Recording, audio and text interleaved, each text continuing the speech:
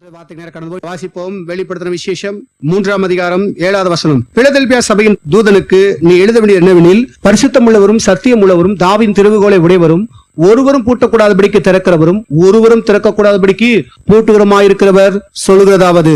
சொல்லுகிறதாவது. யார் சொல்றா? தேவன் சொல்லுகிறார். தேவன் சொல்வதை கவனிங்க. நான் பூட்டுகிறதை எவனும் திறக்க முடியாது, நான் திறப்பதை ஒருவனும் பூட்ட முடியாது. தேவபிள்ளைகளே, கர்த்தர் எப்படிப்பட்டவர் என்பது அறிந்து கொள்ளுங்கள். உங்கள் வாழ்க்கையில ஆசீர்வாதங்கள் சில காரியங்கள் அடைபடுகிறதா? கர்த்தர் அடைத்து வைத்திருக்கிறார். ஆசீர்வாதத்தை ஒரு சிலர் திறக்கப்பட்டிருக்கிறதா? கர்த்தரை மகிமைப்படுத்துங்கள். தேவன் தான் திறக்க முடியும், தேவன் தான் அடைக்க முடியும். தேவனுடைய வாழ்விலே கர்த்தர் என்ன பண்ணுறாருன்னா, வாழ்க்கையில சில ஆசீர்வாதத்தை அடைக்கிறார். ஏன் அடைக்கிறார் தெரியுமா? ஏனென்றால் அவருடைய வாழ்க்கை ஒழுங்கின்மையாக வேறு விதமாக மாற ஆரம்பிக்கும் பொழுது இப்ப ஆசீர்வாதம் தடை விதிக்கப்படுகிறது. யாரெல்லாம் உங்களோட நல்லா பேசினாங்களோ இப்ப எல்லாருமே எதிரியாக மாறுகிறார்கள். எங்க போனாலும் இப்ப பிடிக்க மாட்டுது.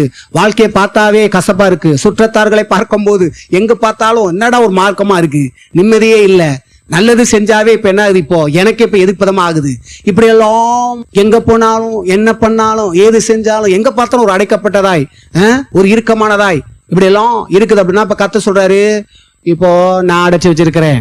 ஐயோ, என்னுடைய விருப்பங்கள் எல்லாம் ஒன்னும் நிறைவேற மாட்டுதே. முன்னாடிலாம் நான் ஜெபிக்கும் போது அப்படியெல்லாம் நடந்துச்சு, இப்பெல்லாம் எதுவுமே நடக்க மாட்டுதே.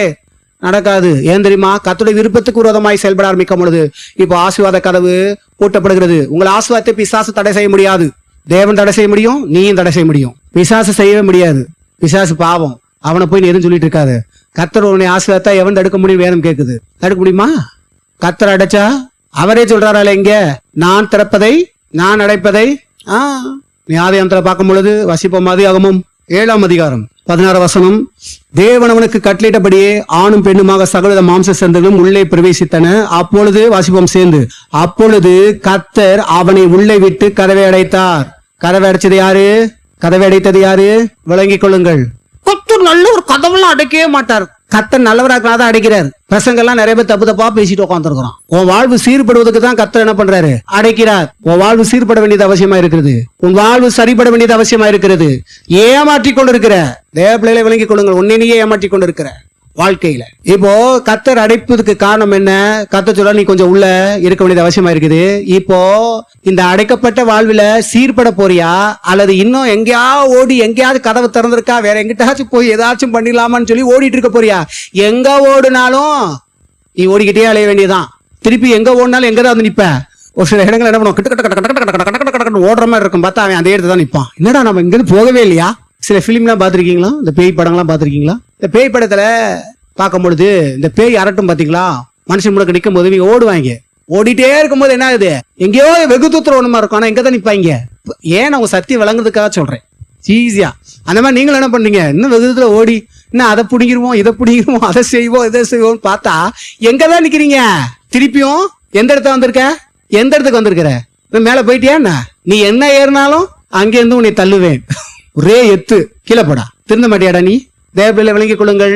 இப்போ நிறைய நேரங்களிலே பிசாசுன்றோம். இப்ப கர்த்தர் அடைச்சு வச்சிருக்காரு, புரிந்து கொள்ளுங்க. இங்க அடைத்தது பிசாசு இல்ல, தேவன். தேவன் அடைத்தார். இப்போ உள்ள இருக்கணும். இப்போ உள்ள இருக்கிற நீ மனம் திரும்ப போறியா, இல்ல இன்னும் வேற மாதிரி போறியா? உன் வாழ்க்கைய தேவன் சரி பண்ண விரும்புகிறார். சரி பண்ணுவதற்கு ஒப்பு கொடுக்க போகிறியா, அல்லது அப்படியே இருக்க ஒப்படைக்க போறியா? கர்த்தருடைய வார்த்தை உங்களுக்கு வந்திருக்கு தேவ பிள்ளைகளே, புரிந்து கொள்ளுங்கள்.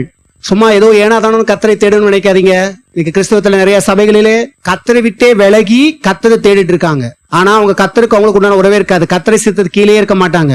சபையில இருக்கிற போதகர் அவர் என்ன பண்ண ஆள், அவருக்கு நம்பர் கணக்கு தான். நீ பாட்டு வா, காசு தரல வாங்கி போட்டுக்கிட்டே இருப்பார், ஜோபால போட்டுக்கிட்டு அவர் பாட்டு ரெட்டிங்ல போயிட்டே இருப்பாரு. நீங்க என்ன நினைப்பீங்க, ஒரு சபை விட்டு இன்னொரு சபைக்கு நான் போயிட்டேன், இங்க இருந்தா கர்த்தரை சித்தம் அதுன்னு சொல்லுவோம், குத்தப்படுது, அதனால என்னால இருக்க முடியல, அதனால வேற சபைக்கு போறேன், அதே இருக்கு இரு, அங்க இயேசுதானே கும்புறோம், எப்படியோ அங்கதான் எனக்கு கொஞ்சம் நல்லா இருக்கிற மாதிரி இருக்கு, நல்லா இருக்கிற மாதிரி இருக்கும். வாழ்க்கை சீர்படலையே, கர்த்தருடைய அற்புதங்களை நீ பார்க்கவே முடியாது. நீ போகலாம், எங்கேயும் போகலாம், எங்கே ஓடலாம்.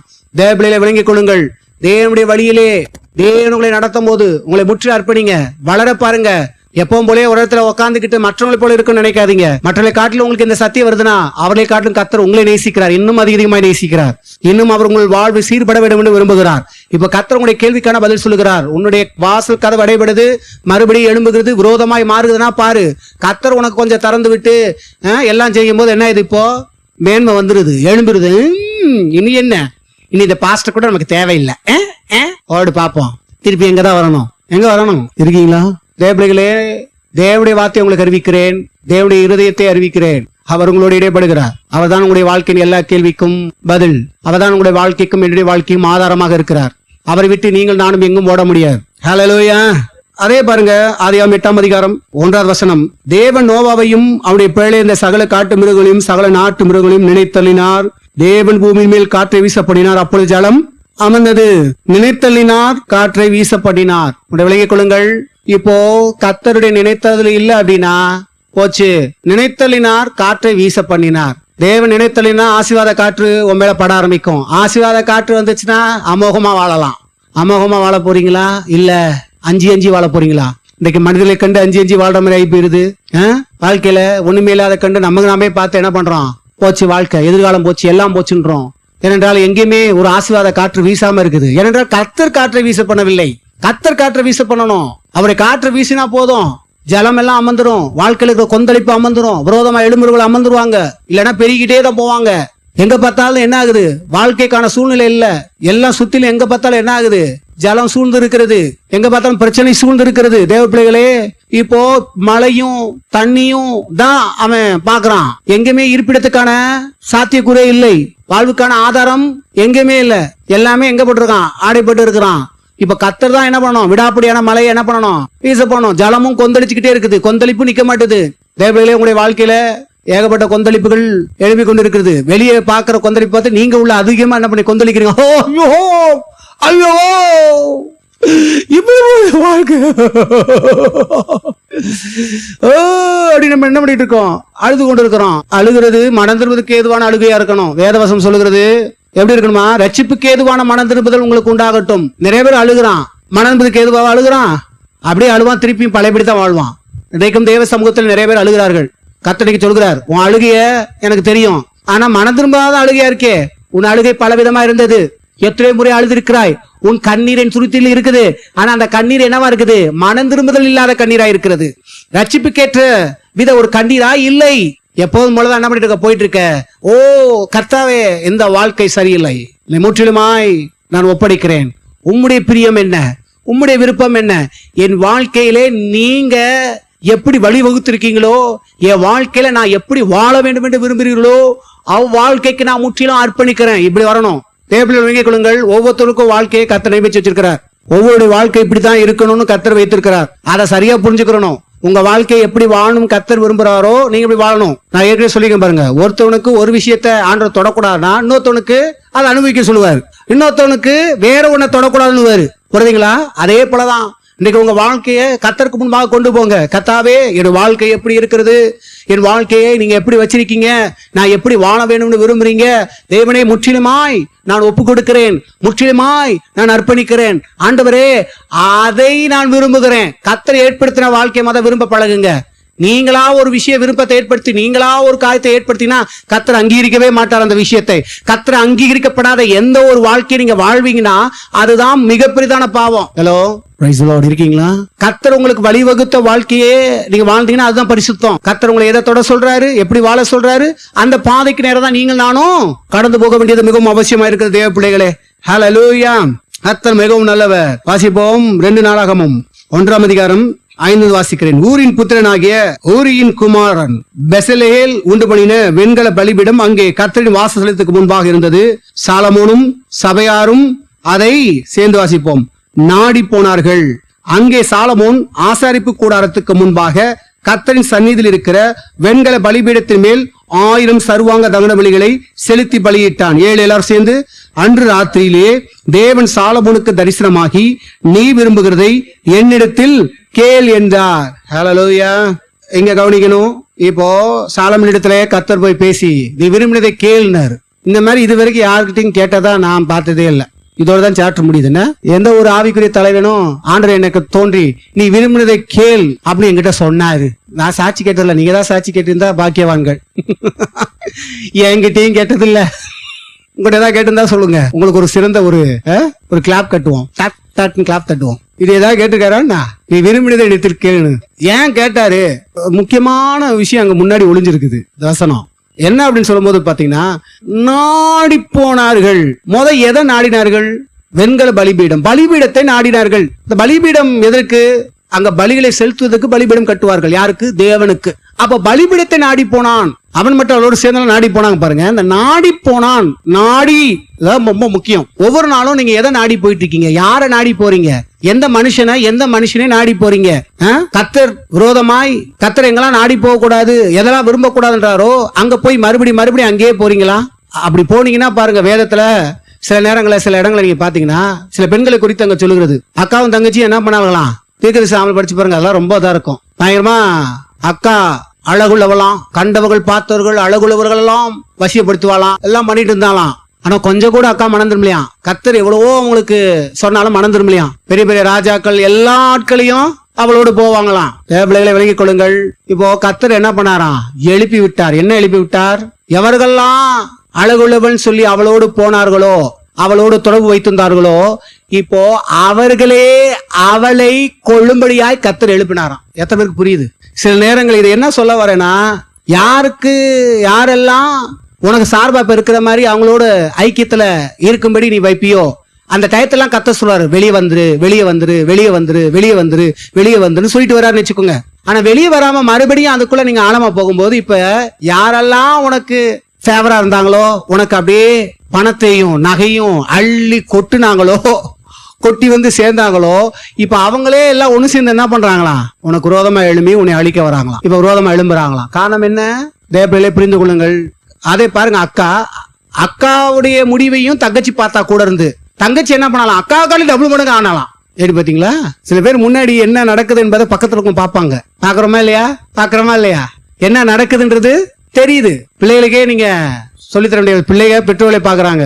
நம்ம தாய் எப்படி இருக்கிறாங்க, நம்ம தகப்பன் எப்படி இருக்காங்க, அவங்க கர்த்தர் கீழ்ப்படுறாங்களா கீழ்ப்பல்லையா, அவங்க ராங்கான ரூட்ல போறாங்களா நல்ல ரூட்ல போறாங்களா, அவங்களுடைய விருப்பம் என்ன, வெறுப்பு என்ன, அவங்க தப்பான விருப்பமா அல்லது சரியான விருப்பமா, இன்றைக்குள்ள பிள்ளைகளுக்கு நீங்க சொல்லித்தர வேண்டிய அவசியமே இல்லை. பிள்ளைகளுக்கு எல்லாமே தெரியும். நம்ம அம்மா தப்பான விருப்பம், நம்ம அப்பா தப்பான விருப்பம், சொல்லுதா இல்லையா? சொல்லித்தர வேண்டிய அவசியமே இல்லை. இப்போ அவங்க கடவுளை வணங்குறதும் கடவுளை தேடுறதும் யார் பாக்குறா? அவங்க தம் பிள்ளைகளுக்கு என்ன சொல்லி தர்றது என்பதையும் யார் பாக்குறா? கர்த்தருக்குள்ள வளர்க்கிறாங்களா அல்லது வளர்க்கலையா, அல்லது இவங்க கடவுள் நல்லா தேடுறாங்களா தேடலையா என்பது யார் பாக்குறா? அதே போல அடி வாங்குறது யார் பாக்குறா? கஷ்டப்படுறதும் யார் பாக்குறா? நீங்க கேவலப்படுறதும் யார் பாக்குறா? இன்னும் நல்ல அறிவான பிள்ளைலாம் கரெக்டா தெரிஞ்சிருக்குங்க. பாத்தியா, கர்த்தருக்கு விரோதமா உங்க பண்ணதுனால என்ன ஆகுது? இவங்க இவ்வளவு அடிபடுறாங்க. இந்த பிள்ளைகளே, உங்கள் வாழ்க்கை நீங்க கெடுத்துக் கொள்வதில்ல. உங்களையும் என்னையும் படைத்த தகப்பன் ஒரே தகப்பன். அந்த தகப்பன் ஒவ்வொருத்தவங்களுக்கும் வாழ்க்கையை அவர் கொடுத்தார். உங்களையும் என்னையும் அவருடைய கரம் உருவாக்கிட்டு. நேற்று சொன்னேன், கர்த்தாவே உங்க கரத்தினால நான் உருவாக்கப்பட்டிருக்கேன். அதை தியானம் பண்ணி பாருங்க வீட்டுல இருக்கல. கர்த்தருடைய கரம் உருவாக்கிட்டு, இந்த வார்த்தையை கொஞ்சம் சும்மா இதை படிச்சுட்டு போறோம், கொஞ்சம் சிந்திச்சு பாருங்க. என்னவா கர்த்தருடைய கரம் நம்மள என்ன பண்ணுச்சான்? உருவாக்கி இருக்குது. அந்த கர்த்தர் எப்படிப்பட்டவரையா? எவ்வளவு வல்லமையான தேவன். அந்த கரத்தால என்ன படைச்சிருக்கிற? உன்னையும் என்னையும். வேற என்னை மட்டும் படைக்கல, இங்க இருக்கிற ஒவ்வொருவரையும் யாருடைய கரம் படைத்ததா? கர்த்தரின் கரம் படைத்தது. அந்த தேவ கரம் படைத்த அழகா உருவாக்கி இந்த பூமியில அவருக்காக வைத்திருக்கிறது. எதை பேருக்கு புரியுது? Praise the Lord. இப்போ நாடி போனான். எதை நாடுகிறோம்? உலகத்தின் காரியங்கள், மாம்சத்துக்குரிய காரியங்கள், இச்சைக்குரிய காரியங்கள், இவை நாடி போவதில்லை. இதெல்லாம் ஸ்டாப் பண்ணணும். உங்கள் வாழ்க்கையில இதெல்லாம் கர்த்தரிடத்திலே நீங்கள் ஒப்படைக்க வேண்டும். தேவப்பிள்ளைகளே, ஒன்றை விலகிக் கொள்ளுங்கள். இந்த பலிபீடத்தை நாடணும் அப்படின்னா என்னவா? பலிபீடம் எதை குறிக்குது? உங்களை பலியாக நீங்கள் ஒப்படைப்பதை குறித்து குறிக்கிறது. ஹலோ, பலிபீடத்துல என்ன பண்ணுவான்? பலிபீடத்தை நாடி போறோம்னா ஒவ்வொரு நாளும் அந்த பலிபீடம் என்ற ஒரு இடம் ரொம்ப முக்கியம். உங்க வாழ்க்கையில ஒவ்வொரு நாளும் ஜெபத்துல போய் என்ன பண்ணணும்? உங்களை பலியாய் ஒப்படைப்பதற்கு அந்த பலிபீட ஜெபத்துக்கு பண்ணணும். அந்த பலிபீட ஜெபத்தை நாடணும். சும்மா முழங்கால் போட்டு உடனே எப்போ ஆண்டு அப்படியே ரெக்வஸ்ட் போட்டு நிறைய எழுதுறது கிடையாது. புரியுதுங்களா? ஆண்டவரே சோம்பு, சீரகம், அரிசி, பருப்பு, நல்லெண்ணெய், தேங்காய் எண்ணெய், எல்லா எண்ணெயும் போட்டு என்ன பண்றது இல்ல, அது லிஸ்ட் இல்ல. ஃபர்ஸ்ட் என்னவா? முதல்ல பலிபீட ஜெபத்துக்கு போவோம். அந்த பலிபீட ஜெபத்துல இப்போ பலியா என்னை ஒப்படைக்க வேண்டியது அவசியமா இருக்கிறது. ஹலோ, என்ன பண்ணுமா? முற்றிலும் பலிபீடத்தை நாடுகிறவர்கள் தகன பலியாய் ஒப்படைக்கிறவருடைய ஜெபம் தான் கர்த்தருக்கு பரிசுத்தமா இருக்கும். அந்த ஜெபத்தை தான் விரும்புவாரு. நீங்க சும்மா ஜெபம் உன்னுடைய காரியங்களை கர்த்தத்துல நீ ஒப்படைக்காம நீ என்ன பண்ணாலும் அந்த ஜெபம் கர்த்தருக்கு பிரியமானதே அல்ல. அந்த ஜெபம் உங்களுக்கு விடுதலை தரப்போறதே இல்ல. அப்போ முதல்ல சாலமோன் தேவனை பிரியப்படுத்தினான். தேவனுடைய பிரியம் எதுல இருக்குன்னு கண்டுபிடிச்சான். அப்போ பலி அவர் விரும்புறார் என்பதை கண்டுபிடிச்சான். அவன் சரியா அதை கண்டுபிடிச்சு என்ன பண்ணிட்டான், போய் அதை செஞ்சதுனாலதான் இப்ப கர்த்தர் கேட்கிறார், விருப்பம் என்ன, உனக்கு என்ன வேணும்னு கேட்கிறார். நீங்க தேவ விருப்பத்தை நிறைவேற்றும் போது உங்க விருப்பம் என்ன என்பதை அவர் நிறைவேற்றுவார். எனக்கு 1000 விருப்பம் இருக்கு, நான் தெரிஞ்சுக்கிட்டே இருக்க, ஒண்ணுமே நடக்கல. அவர் விருப்பத்தை முதல் புரிஞ்சுக்கோ. உன ஒப்பட பலிபீடத்துக்கு வா, பலிபீடத்தை நாடு. ஒவ்வொரு நாளும் உங்க ஜெபத்துல, பலிபீட ஜெபத்துல நீங்க நாடணும். புரியுதுங்களா? ஒவ்வொரு நாளும் உங்க ஜெபத்துல, கர்த்தாவே என்னை பலிபீடத்துல நான் வைக்கிறேன், எனக்கு வெளிப்படுத்துங்க, எதெல்லாம் நான் ஒப்படைக்கணும், எதெல்லாம் வெறுக்கிறேன். இன்னைக்கு போய் இருங்க, நாளைக்கு நல்ல ஒரு உபவாசம் போடுங்களேன், இன்னைக்கே கூட ஒரு நைட் ஒரு உபவாசம் போட்டு கத்துட்ட உட்காருங்க. ஏன்னா நம்ம கத்தர் தான் முக்கியம். ஆமென். கர்த்தருடைய காரியங்கள் தான் நமக்கு முக்கியம். நம்ம கத்தருக்கு நமக்கு உண்டான உறவுல எல்லாம் கரெக்டா வச்சுக்கிறோம். ஆமென். ஆண்டோட கேளுங்க, இன்னும் என்கிட்ட என்னென்ன இருக்குன்னு. எனக்கு தெரியாது, உங்களுக்கும் கடவுளுக்கு தெரியும். அதுல உங்கள் வாழ்க்கையில எப்படி ஆண்டை நியமிச்சிருக்கிறோம் அந்த பால் அழகா வாங்க. நீ இப்படிதான் வாழணும், ஒரு கோடை போடுறாரு ஒவ்வொருத்தவங்களுக்கும். நீ இப்படிதான் இருக்கணும். நீங்க அந்த வாழ்க்கைக்குள்ள வந்துட்டா போதும். ஏன் நான் சமாதானம் இல்லாம இருக்கிறேன்? ஏன்னா அவன் வரல, அதனால சமாதானத்தை இழந்து போறோம். தயவு செய்து நாமளே தான் என்ன பண்ணிக்கிறோம், தண்டனை கொடுத்துக்கிறோம். தயவு செய்து என்ன பண்ணிருங்க, நீங்க கர்த்தருடைய பாதைக்கு நேரா வந்துருங்க. அவர் தான் நமக்கு எல்லாமே செய்யணும். அவர் இல்லாம நம்மளால வாழ முடியாது. தேவன் என்ன சொல்றது அதுக்கு எல்லாத்தையும் ஆமீன் போட்டுவாங்க. எதிர்கேள்வியே கேட்காதீங்க, எதிர் பேச்சே பேசாதீங்க. தயவு செய்து பேசி பேசி பேசி வாழ்க்கையில என்ன கண்டடைந்தோம், சும்மா விவாதிக்காதீங்க. ஒப்படைங்க. உங்களுக்கு சில விஷயம் புரியலையா, கொஞ்ச காலத்துல அவர் புரிய வச்சிருவார் ஏன் அதை சொன்னாருன்றது. புரியுதுங்களா? இங்க பாத்தீங்கன்னா 1000 சர்வாங்க தகன பலிகளை, சர்வாங்க தகன பலி எபிரேயர் பதத்துல தமிழ் மீனிங் இந்த இடத்துல அந்த சர்வாங்க தகனம் என்னுடைய அர்த்தம் என்ன குறிக்குதாம், ஏறு. என்னடா சர்வாங்க தகன பலி, இது என்ன ஏறு, இதுக்கு சம்பந்தம்? அதை நான் பார்த்தோம்னா என்ன சொல்லுதான், ஏறு. திட்டமோது கூட வேற மாதிரி எல்லாம் திட்டுவாங்க. இந்த வார்த்தை சர்வாங்க தகனம் பாக்குறீங்கல்ல, புரியுதா? ஏன்னா பழைய ஏற்பாடு ஃபுல்லாமே என்ன மொழியில எழுதப்பட்டது, எபிரேய மொழியில. அப்ப இந்த சர்வாங்க தகனம் என்ற இந்த வார்த்தை என்னவா குறிக்குதான், ஏறு அப்படின்னா. அப்ப என்னவா, ஆவிலே ஏறுதல். ஆவிலே என்ன, ஆவிலே ஏறுதல்? கொஞ்சம் பொறுமையா பார்ப்போம், இந்த இடத்துல கொஞ்சம் நிப்போம். அதாவது என்னவா, இந்த சர்வாங்க தகனம் என்பது அந்த வெட்டி முற்றிலுமா என்ன பண்ணுவாங்கன்னா அந்த பலிபீடத்துல வச்சிருவாங்களாம், வச்சு எரிச்சிருவாங்களாம். எரிச்சோன்னா என்ன ஆகுமா, அந்த எரிச்ச அந்த ஆவி இருக்கு பாத்தீங்களா, அது தேவன் சுகந்த வாசனையாய் ஏறெடுப்பாராம். ஹலோ, அவருடைய பலி ஆவிலே என்ன பண்ணுது, இப்போ போகிறது. இப்ப அவனும் சேர்ந்து என்ன பண்றான், அந்த பலியிலே அவனையும் சேர்த்து கடந்து செல்கிறான். அந்த ஆவி எரிக்கப்படும் போதுதான் என்ன ஆகுது, இப்போ கீழே இருக்கிற பலி இப்ப எங்க போகுது, மேஸ்தானத்துக்கு போகுது. கீழே இருக்கிறது மேஸ்தானத்துக்கு போகுது. தேவபிள்ளைகளே விளங்கிக் கொள்ளுங்கள், உங்களை ஒவ்வொரு நாளும் தேவனுக்கு பிடிக்காத எல்லா விஷயத்தையும் எரிக்கிறதுக்கு பலிபீடத்துக்கு கொண்டு போ. எரிக்கப்படுவதுக்கு ஒப்படைக்கும் போதே கர்த்தர் சுகந்த வாசனையாய் நுகர்கிறார். எப்போ உன்னுடைய தவறான பாவங்களும் தவறான விஷயங்களும் தவறான காரியங்களும் மறைச்சு சும்மா ஏமாந்துகிட்டு இருக்காத. எல்லாத்தையும் எங்க போய் ஒப்படைக்கணும், யாருக்கு தெரியும், அவங்களுக்கு தெரியும், கர்த்தருக்கு தெரியும். கர்த்தருடைய கண்கள் கேமரா போல இருக்குது. மத்த கேமரால தப்பிக்கலாம், சில கேமராலாம் மங்களா தெரியும். பாத்தீங்களா தேவபிள்ளைகளே, அந்த கேமராலாம் அப்படி இருக்கலாம், கர்த்தருடைய கேமரா கரெக்டா இருக்கும். கர்த்தருடைய கண்களுக்கு மறைவானது ஒன்றுமில்லை, மறைவான சிருஷ்டி ஒன்றுமே இல்லை என்பதை வேதம் திட்டம் தெளிவாய் சொல்லுகிறது என்பதை புரிந்து கொள்ளுங்கள் தேவபிள்ளைகளே. ஹல்லேலூயா. ஆகையால் அவருக்கு எல்லாம் என்ன பண்ணுறது தெரிகிறது. அவர் அதை அதான் நமக்கு சொல்லுகிறார், எல்லா காரியத்தையும் வெளிப்படுத்தி சொல்றார். இப்ப கர்த்தர் சொல்றாரு, உன்னுடைய வாழ்வில் இருக்கிற எல்லா பாவங்களையும், கடவுள் பிடிக்காத எல்லா காரியத்தையும் நீ பண்ணிக்கிட்டே இருப்பதல்ல, தூக்கி எங்க கொண்டு போய் வைக்கணும், ஒவ்வொரு நாளும் பலிபீடத்துல போய் எரிக்கிறதுக்கு ஆவியானவர் கூப்பிடு. ஆவியானவர் பட்சிக்கிற அக்னியா இறங்கி வருவார். ஆவியானவர் எரித்து, ஆவியானவர் என்ன பண்றாரு, ஒன்னா இப்போ அடுத்த கடத்துக்கு உயர்த்திடுவார், மேல ஏறிடுவார். இல்லைன்னா கீழே தான் இருக்கணும். ஏறு. இப்ப புரியுதா? எப்ப ஏற சொல்வார் ஆண்டவர்? ஏறுன்ற வார்த்தைக்கு அர்த்த விளக்கப்படுறத இவ்வளவு நேரம் நிப்பாடி சொல்லிட்டு இருக்கேன். ஒண்ணுமே புரியாத மாதிரி இருக்கும். என்னடா சர்வாங்க தகவல் ஏறுன்னு போட்டிருக்கே, என்ன அர்த்தம் ஒன்னும் சம்மதமே இல்லாம இருக்குன்னு. இப்ப நான் சொல்றது புரியுதுங்களா? எப்போ உங்களுடைய வாழ்க்கை ஏற்றம் அடையும், எப்போது உங்கள் வாழ்க்கை அடுத்த கட்டத்துக்கு உயர்த்தப்படும், எப்போ நீ முற்றிலுமா எரிப்பதுக்கு உன்னுடைய பழைய சுவாவம், பழைய காலையிலும் பழைய பாவலைகளையும் நீ ஒப்படைக்கவில்லையோ, அது வரைக்கும் அது எங்கதான் இருக்கும், கீழே தான் இருக்கும். கீழ்த்தளத்துல தான் இருக்கும் வாழ்க்கை. மேத்தளத்துக்கு போகவே போகாது, அடுத்த கட்டத்துக்கு போகவே போகாது. கீழ்த்தளத்துல தான் நீ உட்கார்ந்து இருக்கணும். தேவப்பிள்ளைகளே, மேத்தளத்துக்கு போக வேண்டியது அவசியமா இருக்கிறது. ஹல்லேலூயா. வேதத்துல எல்லா இடத்துலயும் பார்க்கும்போது பாத்தீங்கன்னா கர்த்தர் கேட்டார், ஆபிரகாமே உன் ஏகசுதனும் உன் புத்திரனும் ஆகிய அவனை எங்க கொண்டு போனோம், எனக்கு தகன பலியாய் கேட்டார், சர்வாங்க தகன பலியாய் கேட்டார், ஒப்பட அப்படின்னு. தேவனை விலகிக் கொள்ளுங்கள். அவன் கொண்டு போனான். அவன் கொண்டு போய் அந்த தகன பலிபீடத்துல வச்ச உடனே தேவன் சுகந்த வாசனையை ஏற்றுக்கொண்டார். அதனாலதான் என்னாச்சு அங்க உனக்கு பதிலு, ஏன்னா இவன் தான் நிறைவேற்றிட்டான். அங்க இப்ப என்ன வெட்டல, ஒண்ணும் பண்ணல. அவன் எப்ப போய் தகன பலிபீடத்துல கர்த்தருடைய வார்த்தை கேட்டு இருதயபூர்வமா போய் அங்க பலிச்சானோ அப்போதே தேவன் சுகந்த வாசனை ஏற்றுக்கொண்டார். புரியுதுங்களா? தேவன் எதை சுகந்த வாசனை ஏற்றுக்கொள்ள தெரியுமா? உன்னுடைய முற்றிலுமான அர்ப்பணிப்பு, முற்றிலுமா உன்னுடைய எல்லா காரியத்தையும் எரிச்சு, இப்போ நீ எப்போ எரிக்க ஒப்படைக்கிறியோ அப்பதான் பரிபூர்ண பரிசுத்தத்தை அனுபவிக்க ஆரம்பிப்ப. அவர் நுகர்கிறார். இதுதான் எனக்கு வேணும், இது வேண்டாம். எதை நுகர்கிறார்? அசுத்தத்தை நுகர்றாரா? எரிக்கப்பட்டு. தேவப்பிள்ளைகளை இன்னைக்கு எரிக்கிறதுக்கு நீங்க ஒப்படைக்கிறனாலதான் மறுபடியும் அந்த பழைய பாவம் இன்னும் அதிகமா உங்களுக்கு தூண்டிக்கொண்டே போகிறது. நீங்களே சும்மா இருந்தாலும் அது உங்களை இயக்கும். ஏன்னா நீங்க எரிக்க ஒப்பு கொடுக்காத வரைக்கும் உள்ள அந்த ஆவிகள் இருந்து கொண்டே இருக்கும். அந்த ஆவிகள் உங்களை விட்டு பிரியாது. நீங்க மாறணும்னு நினைச்சாலும் இங்க ஒப்படைச்சிட்டு பாச்சோ சொன்னார் மாற முடியல, அதனால நாங்க போக வேண்டாம். பிசாசு வெற்றி அடைஞ்சு விட்டான். ஏனென்றால் இது நீங்கள் அல்ல, பிசாசு பேசுகிறது. ஏனென்றால் தேவப்பிள்ளைகளை நீங்கள் ஒப்படைத்து எரிக்கிறதுக்கு ஒப்படைச்சீங்கன்னா கண்டிப்பாக அதுக்கு தான் உபவாசம் போடணும். எத்தனை புரியுது? ஒரு நேரம் உபவாசம் போட்டு என்ன பண்ணணும்? உபவாசம் எதுக்கு? எனக்கு சொல்லுங்க. எனக்கு உபவாசம் எதுக்கு? பக்கத்துல சொல்லுங்க. உனக்கு எதுக்கு தெரியுமா? அங்க போய் உட்காந்து நம்மளை ஆராய்ந்து நமக்குள்ள இருக்கிற எந்த காரியத்தெல்லாம் இன்னும் நம்ம விடுபடாம இருக்கிறோம், என்னென்ன விருப்பங்கள் தவறான விருப்பம், இதெல்லாம் நீங்களே கிடையாது. நீங்க என்ன நினைக்க தெரியுமா? நான் தான் விரும்புறேன், எனக்கு இந்த விருப்பம் ரொம்ப பிடிச்சிருக்கு பாத்தீங்களா? நீங்க அதை ஏற்றுக்கொள்றதுனால அது உங்கதான் மாறுது. ஏன்னா தேவ பிள்ளை நீங்க என்னைக்கு ரட்சிக்கப்பட்டீங்களோ அன்னைக்கே தேவ பிள்ளை அசுத்தத்தை விரும்பாது. நான் தானே விரும்புறேன், நான் தானே விரும்புறேன் பாத்தீங்களா? ஏன்னா நீங்களே நிலைநாட்டிட்டு இருக்கீங்க. இன்னமும் நான் அல்ல, அது பிசாசு. இதை நான் ஆண்டவரே ஒப்படைக்கிறேன், எரிக்கிறேன். பாருங்க, தேவனுடைய ஆசீர்வாதத்தை எனக்குரியதா இந்த அளவுக்கு நிலைநாட்ட மாட்டாங்க. ஆனா அசுத்தங்களையும் அசுத்த வாழ்க்கையும் நீங்க உங்களுக்கு தங்களை நிலைநாட்டுறீங்க.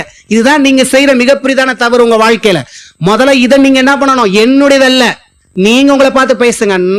உனக்கு பாவம் பிடிக்காது, நீ பாவத்தை வெறுக்கிற. இதை பேசி பழங்க. முதல்ல உங்களுடைய ஆத்மாவை நம்ப வைங்க. நீங்க பேசணும் உங்க வாழ்க்கை குறித்து. நீங்க உங்க ஆத்மாட்ட பேசுங்க, உங்களுக்கு நீங்க பேசுங்க. அடுத்தவங்க பார்த்து பேசாதீங்க. நம்ம வாழ்க்கை சரியில்லை, நம்மள பேசணும், நம்மள சரி பண்ணணும். நம்மள என்ன பண்ணணும்? நீ இப்படிப்பட்ட ஆள் இல்ல, நீ விரும்பல, நீ நீதிமான், பரிசுத்தவான், நீ வெறுக்கிற. நீங்க இதை பேசினாவே உங்களுக்கு வித்தியாசம் தெரியும். பேசிக்கிட்டே இருங்க, சத்தம் உங்களை பார்த்து பேசுங்க, நடக்க தலைமிட்டு பாருங்க. என்ன உங்களுக்குள்ள மாற்றம் நடக்குது, என்ன நீங்க ஃபீல் பண்றீங்க, என்ன உணர்றீங்க என்பதை எழுதுங்க. உங்களுக்கு நல்லா தெரியும் வித்தியாசம். ஆனா நம்ம என்ன பண்றோம்னா, நம்ம அதோட என்ன பண்ணிடுறோம்? நான் இப்படிப்பட்டவதான், எனக்கு நான் மோசமான ஆள் தான், நான் இந்த பாவத்தை தான் விரும்புறேன், நான் இவனை விரும்புறேன், நான் அவளை விரும்புறேன், அதை பண்றேன், இப்படியே நிலைநாட்டி அப்படியே என்ன பாவத்து மேல பாவம், பாவத்து மேல பாவம், பாவத்து மேல பாவம் கூட்டிக்கிட்டே போறீங்க. இப்ப பிசாசு உள்ள ஒவ்வொன்றா நுழையுது, ஒவ்வொரு ஆவிகளா நுழையுது. அப்ப இன்னும் என்ன பண்ணுது? கத்தரிட்டு உங்களை புறம்பே தள்ளி விடுகிறது. விலகிக் கொள்ளுங்கள். பாவம் செய்கிற எந்த ஒரு மனுஷ ஆத்மாவும் நிம்மதியா இருக்குதா? நீங்க இது வரைக்கும் ஆழமா செஞ்சீங்க, போய் ஒரு சின்ன பாவம் செஞ்சுட்டு வாங்க, நிம்மதியா இருக்க முடியுமா? அப்ப நீங்க தேவ பிள்ளை தானே, நிம்மதியா இருக்க முடியல என்ன அர்த்தம்? நான் பாவம் செஞ்சு சந்தோஷமா இருக்கேன்னா அது வேற, நான் பாவம் செஞ்சு நிம்மதியா இருக்க முடியலன்னா இது வேற. ரெண்டுக்குள்ள வித்தியாசத்தை காமிக்கிறேன் பாருங்க. இந்த உலகத்தான் பாவத்தோட பாவமா இருக்கா, அவனுக்கு பெரிய இது தெரியாது. அது எப்படி இருக்கா? சந்தோஷமா இருக்கானா இல்லையா? நான் செஞ்சது பாவம் அப்படின்னு சொல்றானா? நீங்க பேச போனா உங்களையே பெரிய பாவியாக்கிடுவான் அவன். ஆனால் நீங்கள் தவறு செய்யும் போது என்ன நடக்குது? நீங்க பாவம் செய்யும் போது என்ன செய்யுது? சமாதானமா வாழ்றீங்க. வெளியே வேணா நம்ம என்ன பண்ணலாம்? அழகா சிரிச்சிட்டார், பவராவும் ப்ரேயர் பண்ணலாம். என்ன, ஒரு பாஸ்டர்ஸ் மீட்டிங்ல ஒருத்தர் பாத்தீங்கன்னா நைட் ப்ரேயர் ஒருத்தர் சொன்னார் பாருங்க. பாஸ்டர் மீட்டிங் அட்டன் பண்ணவர் நிறைய என்று சொல்லுவார். மதுரையில் நானும் அவரும் பேசிட்டு இருந்தோம். பேசிட்டு கேள அவர் சொன்னார், நடக்கிற விஷயத்துல மூசஸ் உனக்கு தெரியுமா, நைட் ப்ரேயர் எல்லாம் நடக்குமா. நடந்துட்டு பாதிலேயே ஒரு பாஸ்டர் எப்ப பார்த்தாலும் என்ன பண்ணுவார், கிளம்பி பண்ணுவார்னா ஒரு வீட்டுல போய் அங்க மாடியில் போய் படுப்பாரா. போய் படுத்தா அங்க என்னதான் நடக்குமா, மோகினி பிசாசு மனுஷி மாதிரி போய் என்ன பண்ணுமா, அவரோட போய் இது பண்ணுமா. இங்க பவரா பண்ணுவாரா? இந்த மாதிரி பவரான ஆட்கள் ப்ரேயர் பண்ண பாத்துறீங்க, என்ன நினைப்பீங்க? பரிசுத்தான் ரொம்ப இருக்கார். ஆஹா, இந்த பாஸ்டர் எவ்வளவு பவர்ஃபுல்லான பாஸ்டர். யார் சொன்ன? இதான் ஏமாத்திருக்காரு எல்லாம். அது ஒரு ஆவிட்டு அந்த ஆவிட்டு போயிட்டு கை வச்சுச்சோம்னா கூடும்ட்டு ஆவிதான் உன் மேல இறங்குது. அது இறங்கிதான் உன்னை பாடா படுத்துது. அந்த பாடுக்குள்ளதான் உட்கார்ந்து இருக்க. தேவப்பிள்ளை விலகிக் கொள்ளுங்கள். யார் கை வைக்கிறான்னு முக்கியம், யாரு என்ன ஆளு புரிந்து கொள்ளுங்கள். ஏற்கனவே சில ஆவிகளை நம்ம இடம் கொடுத்து என்ன பண்ணிக்கிறோம், பாடாய் போய் வேற ஆவிட்டு போய் தலையை கொடுத்து வந்து இப்ப என்ன பண்ணிட்டு உட்காந்துட்ட. இதுக்கெல்லாம் பண்ற ஜென்மங்க என்ன பண்ண பண்ணிவிட்டு என்கிட்ட உயிரை வாங்குதுங்க. சில என்ன பண்ணுது, இன்னும் எனக்கு இது விடல இல்ல, எனக்கு ஒரு மாதிரி இருக்கு, எனக்கு அப்படி இருக்கு. இந்த கேள்வி கேட்கறது, இந்த சண்டை போடுறது, இதெல்லாம் எங்க நடக்கும்? மத்த வீட்டுலாம் போய் மொய் எழுதிட்டு வந்துட்டு அங்க ஒண்ணுங்க எல்லாத்தையும் ஏவிக்கிட்டு வந்துருவாங்க.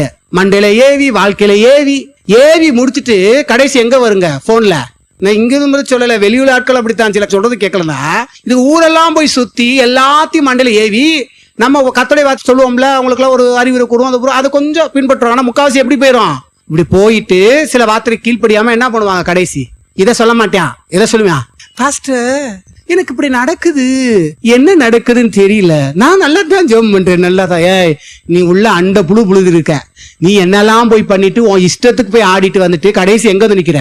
தேவப்பிள்ளைகளே விளையாடாதீங்க, என்கிட்டயும் விளையாடாதீங்க. நான் மத்த பாஸ்டர் மாதிரி கிடையாது. நீங்க என்ன நிலையில இருக்கீங்க, பின்னாடி என்ன நடந்துட்டு இருக்குது என்பதை அழகா வெளிப்படுத்துவார். ஒரு நபர் அப்படிதான் பாருங்க, அவர் சொன்னார், இப்ப இந்த பையன் இது பையனுக்கு தேவனும் சொன்னே வேற மாதிரி ஆவி, அது என்ன ஆவி, வேற மாதிரி ஆவி. மனம் திரும்புகிறவனுக்கு ஜெபிச்சா பிசாசு ஓடும். அவன் அந்த ஆவியை விரும்புறவனை போய் என்ன பண்றது, கெட்ட அசுத்தங்கள்ல ஆழமா இருக்கிற ஆவியில் என்ன பண்ண கத்த சொல்றாரு. தேவபிள்ளைகளே, நிறைய பேர் விஷயங்கள் நமக்கு தெரியும், ஆனாலும் நான் சொல்றதல்ல, நீ பாட்டு வாணுவோம். சரி, ஆண்டவரை விரும்புறானா, ஒரு நாள் விரும்ப மாட்டான்னு தான் நம்ம நினைக்கிறோம். என்ன பண்ணுவோம், எதுக்கு ஒரு சில பேருக்குலாம் 20 வாரம் வாங்கும் 30 வாரம் வாங்கணும், ஏன் சொல்றோம் தெரியுமா? என் வயிற்று நெப்புறதுக்கா? இவங்க அப்படி போற நெப்புறது கிடையாது. எதுக்கு அந்த ஒரு வார பிரசங்கத்துக்கு என்னக்கா மனதை திறக்க மாட்டேனா?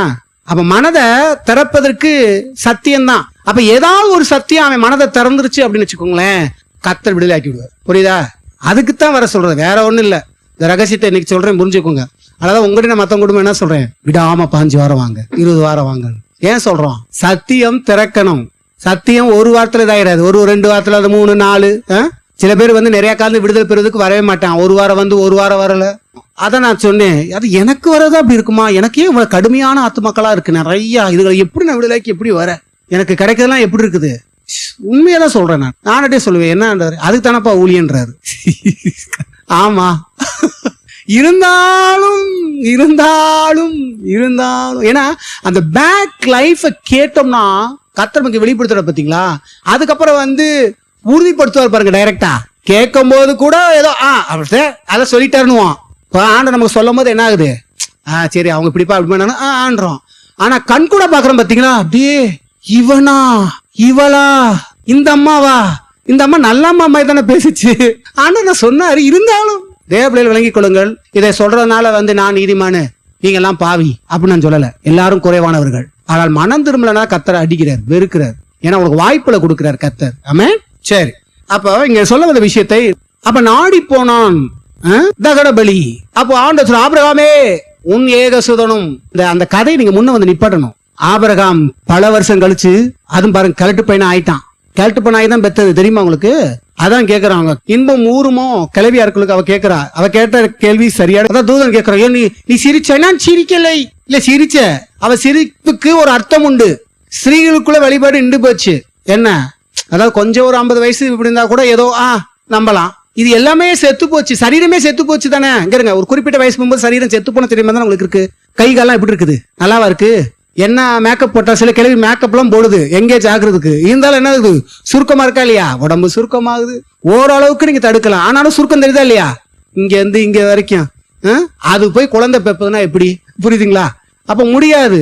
ஏன்னா இந்த கலையில ஈடுபடவும் முடியாது. ஆபிரகாமும் ஈடுபடுறது கஷ்டம், சாராலும் அந்த கலையில ஈடுபடுறதும் கஷ்டம். ஆனா கர்த்தர் சொன்னார், இல்ல இல்ல இல்ல, குழந்தை பிறக்கணும். அப்புறம் எப்படி பெத்தாங்களோ தெரியாது, ஆனா பிறந்துருச்சு. வசனம் இதான் சொல்லுது.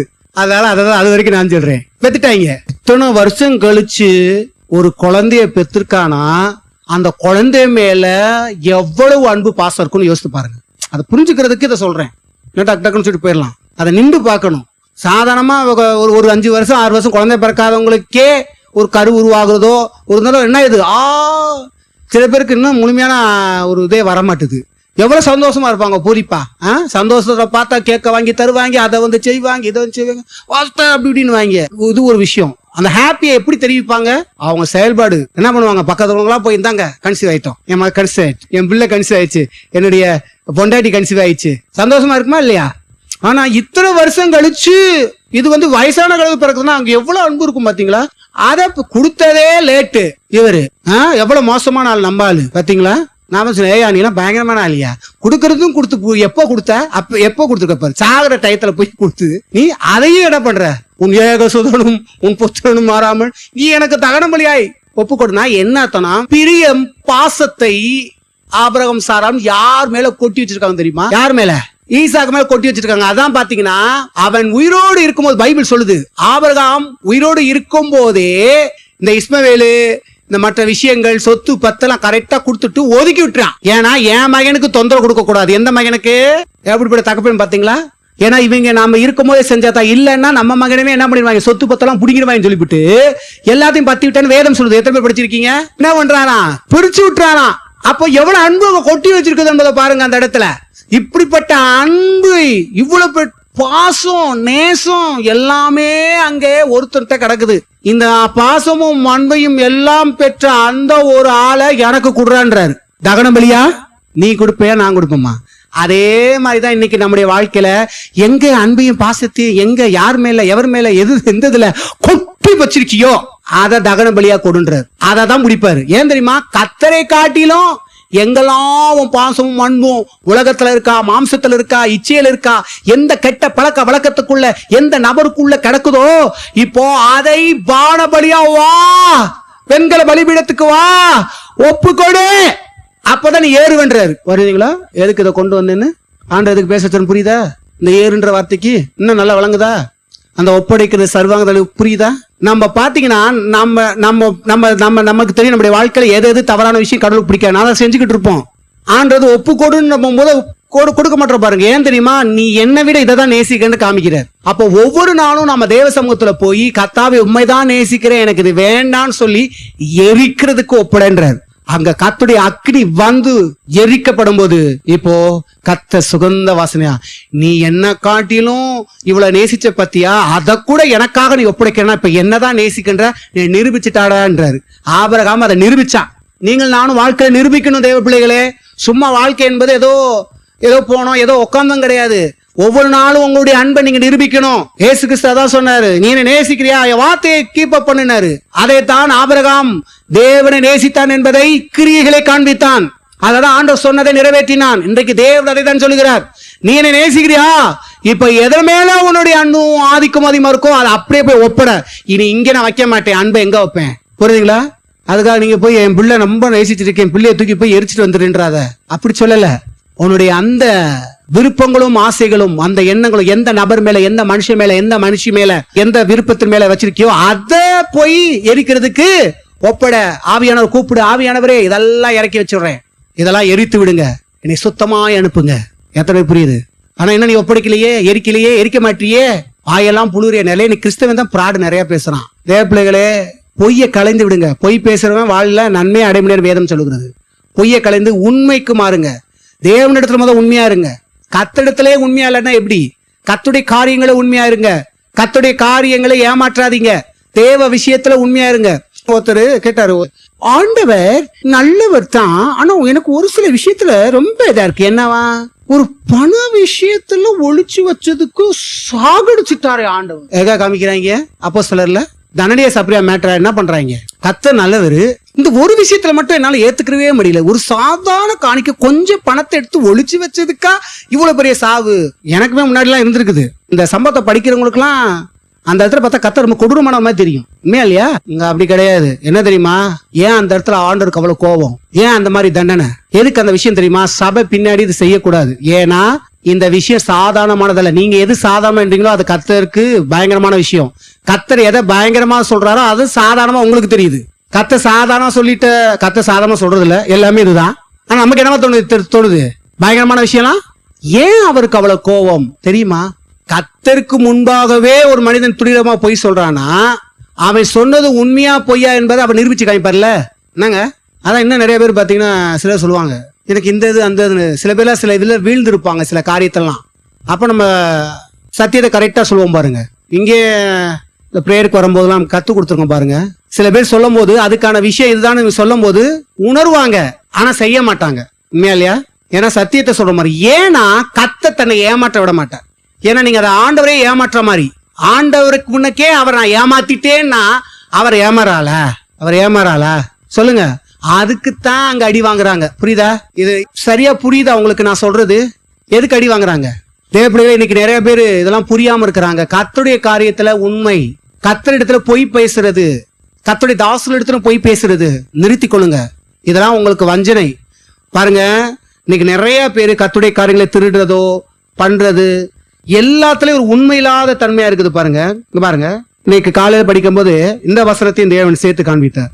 வாசிப்போம். பிரசங்கி 5ஆம் அதிகாரம் 4வது வசனம். நீ தேவனுக்கு ஒரு பொருத்தனை பண்ணி கொண்டால் அதை செலுத்த தாமதியாதே, அவர் மூடரில் பிரியப்படுவதில்லை, நீ நேர்ந்து கொண்டதை செய். பாருங்க, தேவனுக்குரிய விஷயங்கள் வரும்போது மூடத்தனமான விஷயம்லாம் பண்ணிட்டு இருந்தோம் அப்படின்னா அதுக்கு நம்ம அடிதான் வாங்குவோம். தேவனுடைய காரியங்களை எதுவுமே கர்த்தர் என்ன பண்றல, ஏன் விடல? கர்த்தர் அன்பானவர், இதெல்லாம் ஒரு பெருசா நினைப்பார்னா அவர் எதை சொல்ல வர்றாருன்றது விளங்கணும். ஏன்னா முன்னாடி நானும் புரியாம இருந்தேன். ஏன்னா இதெல்லாம் ஒரு பெரிய காரியம், கர்த்தர் இதுக்கெல்லாம் ஒரு ஸ்டாப் பண்ணி வைப்பாரா, சரி ஆசீர்வாதத்தை தடை பண்ணுவாரா, இல்ல வேற மாதிரிலாம் ஆகும்னா நாம் வானத்தையும் பூமியும் படைத்த கர்த்தரிடத்துல ஒப்படைக்கிறோம், பேசுறோம், வார்த்தையா அறிக்கையிடுகிறோம், ஜெபிக்கிறோம். அப்போ ஒவ்வொன்றையும் கர்த்தர் என்ன பண்றாராம், உற்று கவனிக்கிறாரு. இப்ப அவர்கிட்ட ஒண்ணு சொல்லி நீ செய்யும் போது அவரை ஏமாத்ததுக்கு சமம். தன்னை ஆண்டவர் ஏமாற்ற விடுவாரா? தேவன்கிட்ட ஒப்படைச்ச விஷயத்த அவர் செய்யறதுக்கு என்ன பண்ணுவாரு? விட மாட்டார். அதே போல உங்களுடைய வாழ்க்கையில உங்களை நீங்க பொறுத்தனே ஆண்டவர்கிட்ட ஒப்படைச்சிருந்தா கூட உங்களை விட மாட்டார். என் வாழ்க்கையில ஒண்ணு புரிஞ்சுக்கோங்க, எனக்கே தெரியாத ஒரு விஷயத்த ஆண்டவரை ஏற்றுக்கொண்டு நான் அப்போ வந்து நான் 9th ரட்சிக்கப்பட்டேன் பாருங்க. அப்ப நான் ஆண்டவரிடத்துல அறிக்கையிட்டேன், ஆண்டவரே நான் திருமணம் செய்யாம ஊழியம் செய்வேன் மறந்துட்டேன். ஏன்னா என் வாழ்க்கையில வரும்போது அந்த இதுக்கு நேராகவே நான் அமைச்சு கொண்டு வந்து என் திருமணத்துக்கு எல்லாரும் ஜெபம் பண்ணுவோம், ஆனா எனக்கு ஜெபிக்க வரவே வர. நான் என் திருமணத்துக்காக ஜெபிச்சதும் கிடையாது. பாரு, இந்த திருமணம் இல்லாத ஊழியர்கள் நீங்க நல்லா பாத்தீங்க அப்படின்னு சொல்லும்போது பாத்தீங்கன்னா அவங்க திருமணத்துக்கு ஜெபிச்சிருக்கவே மாட்டாங்க. மற்றவங்க புற தூண்டுதலை வேணா சும்மா பண்ணிருப்பாங்க தவிர இருதயபூர்வமா பண்ணிருக்க மாட்டாங்க. அவங்க கேட்டு பாருங்க, இதெல்லாம் வந்து அந்த அறிகுறி. அப்ப பாத்தீங்கன்னா ஒரு குறிப்பிட்ட ஒரு இதுக்கு வரும்போது நம்மளும் திருமணம் பண்ணணும் வைக்கணும் அப்படி இப்படின்னு சொல்லிட்டு பண்ணும்போது அது வேற மாதிரி காரியம் நடக்கும். அப்போ ஆவியானவர் நான் கேட்டேன், ஏன் என்னுடைய வாழ்க்கையில இப்படி அப்படின்னு கேட்கும் போது பாத்தீங்கன்னா அப்பதான் நினைப்பூட்டினார், நீ என்ன வாக்கு பண்ண, எனக்கு நீ என்ன வாக்கு பண்ண, நீ என்ன வாக்கு பண்ண, எப்படி வாழணும் வாக்கு பண்ண, எப்படி ஒப்படைச்ச. பின்னாடி போங்க, ஒவ்வொருத்தவங்க வாழ்க்கையை யோசித்து பார்க்கணும். அப்ப கர்த்தர் என்ன பண்றாரு, இதுல இன்னொன்னு இருக்கு, இன்னொரு விஷயத்த சொல்றேன் பாருங்க. கர்த்தர் இதுவும் இருக்கு. அப்போ என்ன வாக்கு கொடுக்கிறோமோ என்ன பண்றாரு, அத வாங்கிட்டாரு. இன்னொரு விஷயத்தையும் நான் சொல்றேன் பாருங்க. சில நேரங்கள் நம்ம வாக்கு பண்றோம்னு சொல்றோம், அதுவுமே நாம பண்றது கிடையாது. அது தெரிஞ்சுக்கோங்க, நம்மள செய்ய வைக்கிறதும் அவர் தான். சில பேர் மாம்சத்துல வாக்கு பண்ணுவாங்க. நல்லா இன்னொன்னு கேளுங்க, அதையும் ஆண்டவர் சொன்னார், இந்த மாதிரி இந்த காரியத்தை நான் ஒப்படைக்கிறேன், என் பிள்ளைய ஊழியத்துக்கு ஒப்படைக்கிறேன், நான் அதை பண்றேன் இதை பண்றேன் பாருங்க. ஆனால் ஆண்டவர் ஏற்றுக்கொள்ள மாட்டார். இதுவும் இருக்கு, ஏற்றுக்கொண்டதை விட மாட்டாரு, ஏற்றுக்கொள்ளாத அவ்வளவுதான். தேவ பிள்ளைகளை புரிந்து கொள்ளுங்கள், ஆண்டவரே சாதாரணமாக எண்ணி விடாதீங்க. அதே சமயத்துல கர்த்தர் ஒரு காரியத்தை கர்த்தர் செய்யும் போது ஆண்டவர் அந்த காரியத்தை விட மாட்டார். அந்த காரியத்தை கண்டிப்பா உன்னை எப்படி சுத்தியும் பண்ண வைப்பார். எத்தனை புரியுது? அதுக்கு விரோதமா சிலது வந்துகிட்டே இருக்கும். அதனாலதான் சில நேரங்கள் நாங்க எல்லா காரியத்திலையும் கரெக்டா இருப்போம். என்னன்னு சொல்லும் போது பாத்தீங்கன்னா, ஜெபத்துல ஏதாவது விழுந்திருக்கீங்கன்னா அதை உங்களுக்கு சரி பண்ணுவோம். வேதாகமத்தை நீங்க சரியா கத்திருக்கோம், உறவு சரியில்லை அப்படின்னா ஏன்னா உங்களுடைய வாழ்க்கையில நடக்கிற பிரச்சனையை வச்சே தெரிஞ்சு போயிடும். புரியுதுங்களா? அதே போல எப்படி தேவனுடைய வல்லமை உங்களை பாதுகாக்கிறது, எப்படி சில காரியங்கள் எப்படி அங்க கொண்டு வரணும், அதுக்கு நீங்க என்ன செய்யணும், அதுக்கு வேதம் என்ன சொல்லுதுன்னு நாங்க சுட்டி காமிப்போம். புரியுதுங்களா? அப்போ பண விஷயத்திலயோ கர்த்தருடைய காரியங்களை ஏமாற்றிருப்பீர்களோ அந்த இடத்துல நீங்க வஞ்சனை வச்சாலும் அங்கேயே என்ன ஆவீங்க, அடி வாங்குவீங்க. அப்ப எந்த இடத்துல எப்படி என்ன காரியத்தை நீங்க செய்யலையோ அதைத்தான் நாங்க சொல்லித்தரோம். எத்தனை புரியுது? அதுக்குத்தான் போதகர் வச்சிருக்கிறாரு, அதுக்குத்தான் அவங்களை வழி நடத்துறதுக்கு தான் கர்த்தர் காமிக்கிறார். இதை நீ சரி பண்ணு. கர்த்தரை வந்து நீ நினைக்கிற மாதிரி கர்த்தர் அவர் அல்ல. ஹலோ சொல்லுங்க, நான் நினைக்கிற மாதிரி கர்த்தர் அவர் அல்ல. இவர் எப்படின்னு நல்லா புரிஞ்சுக்கோ. ஆண்டட்ட விளையாடுறதா நிறைய பேர் விளையாடுறான் பாருங்க, பண விஷயத்துல எல்லாம் விளையாடுறான். தயவு செய்து அதைத்தான் நான் சொல்றேன். இதை நான் வந்து எதுக்கோ சொல்றேன் இப்படி சொல்லணும்னு புரிஞ்சுக்கிறாதீங்க. கர்த்தருடைய காரியங்களை விளையாடாதீங்க. கர்த்தருக்கு முதல் பயபக்தியா இருக்க பாருங்க. அப்போ சில பேர் விபரீதமாயி போச்சுன்னா என்ன ஆகுறது விளங்கிக் கொள்ளுங்க. ஏனென்றால் பாருங்கள், ஒருத்தவங்களுக்கு ரொம்ப நாள் குழந்தைக்காக ஜெபித்து கொண்டிருந்தார்கள். கர்த்தர் அவரோடு பேசினாராம், நான் உனக்கு ஒரு ஆண் குழந்தையை கொடுப்பேன். என்ன சொன்னாராம், நான் ஒரு ஆண் குழந்தையை கொடுப்பேன், அந்த குழந்தையை நீ எனக்காக வளர்க்கணும், அந்த குழந்தையை முழுவதும் என்னுடைய விஷயங்களுக்காக வளர்க்கணும் சொல்லி பேசியிருக்கிறார். அதே போல அந்த பெண்ணுக்கு ஆண் குழந்தை பிறந்தது. பிறந்த உடனே பார்த்தீங்கன்னா அந்த குழந்தைய வளர்க்கிற முறை எப்படின்னா, உலகத்துக்கு நேரா சினிமா, விளையாட்டு, மற்ற காரியங்கள், மற்ற விஷயங்கள் ஃபுல்லா என்ன ஆகுது, பிள்ளை எப்படி வளர்க்க ஆரம்பித்துதான். கர்த்தர் சொப்பனத்துல பேச ஆரம்பித்தாராம், பிள்ளையே எனக்காக நான் வளர்க்க சொன்னேன், நீ எப்படி வளர்த்துட்டு இருக்க, மறுபடியும் மனம் திரும்பி எனக்காக நீ என்ன பண்ணணும், வளர்க்கணும் அப்படின்னாராம். 2வது முறை பேசியும் அந்த பொம்பளை என்ன பண்ணுதான், உலகத்துக்கு ஏற்றபடி. 3வது முறையும் கர்த்தர் பேசினாராம். 3வது முறைக்கும் கடைசி என்ன, குழந்தை செத்து போச்சு. என்ன சொல்வீங்க? இன்னும் நிறைய விஷயம் இருக்குது இந்த விஷயத்துல.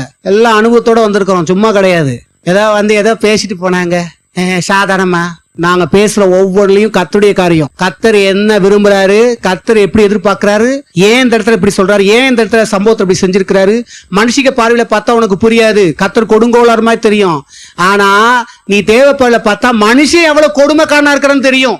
இந்த இடத்துல அனனியா சப்ரால் பாத்தீங்கன்னா இங்க நல்லா கர்த்தருடைய பார்வையில பாத்தீங்கன்னா அவங்கதான் கொடுமைக்காரனா இருந்தாங்க, அவங்கதான் ஏமாத்துறாளா இருந்தாங்க, கடவுளை வஞ்சிக்கிறவளா இருந்தாங்க. அவங்க சுவாத்தை பார்க்கும் போதுதான் ரொம்ப மோசமா இருக்கும்.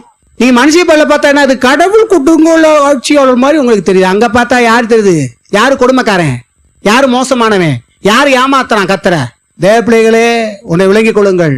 அப்படி அல்ல, கத்துடைய கல்ல கத்த சரியாக இருக்கிறார். அதே போலதான் கத்த சொல்றாரு, நீ என்ன மோசம் பண்ணாத. நீங்க கத்தரையே மோசம் பண்ற ஆளா இருக்க கூடாது. தேவ பிள்ளை அப்படி இருக்குன்னு நினைக்கிறீங்களா? அதான் நரகத்துல பாத்தீங்கன்னா ஒரு ஆளை கூட்டு போனார் ஆண்டவர். கூட்டு போகும்போது பாத்தீங்கன்னா ஒரு அம்மா கத்திட்டே இருந்துச்சான், என் தகப்பனே என் தகப்பனே என்னை காப்பாத்துங்க, நான் வேதப்படுறேன் அப்படின்னு என்ன பண்ணிச்சான். ஒரு அம்மா கத்திட்டே இருந்துச்சான். ஆண்ட திரும்பி பார்த்தாராம். அந்த நரகத்துல பார்த்தா சொல்றாரு ஆண்ட. அவங்களும் கூப்பிடும் போது இவனும் இந்த இவரு கூட ஒண்ணும் புரியலையா, என்ன இப்படி தகப்பனே தகப்பனே கூப்பிடுறாரு அப்படின்னு சொல்லி ரொம்ப திரும்பி பார்த்த ஆண்ட சொன்னாரு, யார் உனக்கு தகப்பன்? நானா? உன் வாழ்க்கை முழுவதும் பிசாசின் இச்சையின்படி வாழ்ந்த, என் விருப்பப்படியா வாழ்ந்த அப்படின்னு கேட்டாராம். அதனாலதான் நீ இங்க இருக்க. நீ வாழ்றதெல்லாம் பிசாசு விருப்பப்படி வாழ்ந்துட்டு நீ ஏன் விருப்பப்படி வாழ்றன்னு எப்படி சொல்லலாம்? அப்போ நீ உன் தகப்பனுக்கு வாழ்ந்த, நான் தான் உன் தகப்பனா, என் விருப்பப்படி வாழ்வ. அவர் பேசுறது சரியா தப்பா? உங்க அப்பானா யாரு?